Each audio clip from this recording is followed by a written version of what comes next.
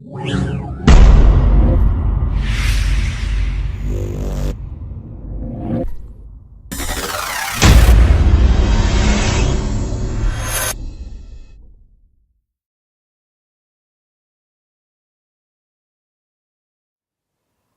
ہم بات کرتے ہیں کہ آپ کو یسوع کو کیوں اپنانا ہے، یسوع کیوں ہماری ضرورت ہے ہر انسان کی۔ اس کے متعلق میں آپ کو بتانا چاہتا ہوں کہ یسوع آپ کا بنانے والا ہے، میرا بنانے والا ہے۔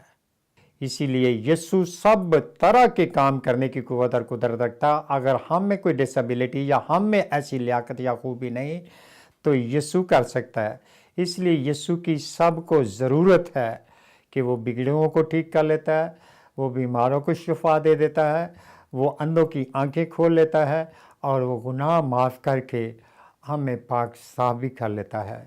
یہ یسوع کا کام، اور اس لیے یسوع جو ہے ہر انسان کی ضرورت ہے۔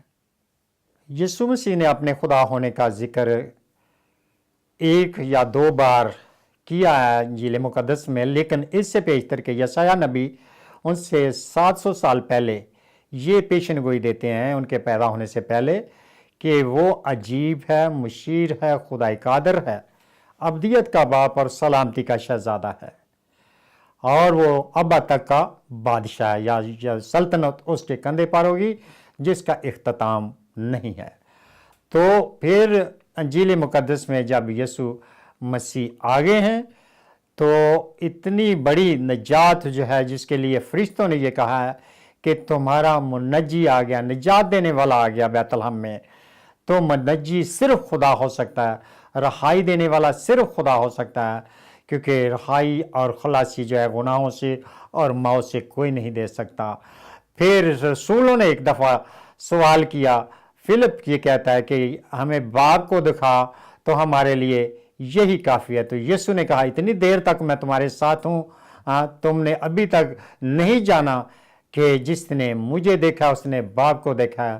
یسوع نے اپنے کاموں سے، معجزات سے، اور پانی پہ چل کر اور طوفانوں کو روک کر یہ ثابت کیا کہ میں خدا ہوں۔ باغ گتسمنی میں جب سردار خان اور فقیوں کا بہت بڑا گروہ جو ہے، لشکر جو ہے رات کو پکڑنے کے لیے یسوع کو آئے، تو یسوع سے سوال کرتے ہیں کہ یسوع مسیح ناصری وہ کیا تم ہی ہو؟ تو یسوع نے صرف یہی کہا، ہاں میں ہی ہوں۔ تو وہ جتنے لوگ تھے پیچھے گر گئے تھے، آگے جو تھے پیادے ان کے پکڑنے والے۔ تو یسوع فلپ سے یہ کہتے ہیں یوحنا 14 باب اور اس کی 6 آیت میں کہ راہ، حق اور زندگی میں ہوں۔ یہ بات کوئی نہیں کر سکتا سوائے خدا کی ذات کے۔ دوستو، آپ اب مجھ سے یہ سوال کریں گے کہ یسوع کیسے نجات دے سکتا ہے؟ یسوع کے الفاظ میں آپ کو سنا دیتا ہوں جو مقدس پالوس رسول کی منہ سے یسوع نے کلوائے اور لکھے ہوئے ہیں کلام میں، کہ اگر تو یسوع کے خدا ہونے کا اقرار کرے،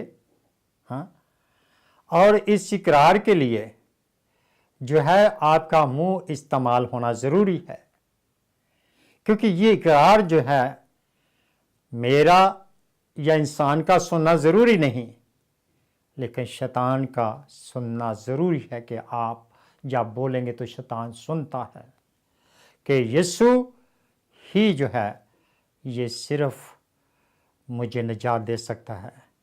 تو یسوع کا اقرار کرنا ہے اور ایمان لانا یسوع کے اوپر دل سے، تو نجات پا سکتا ہے انسان۔ یہ کام اتنا آسان ہے کہ کوئی خرچ نہیں ہے۔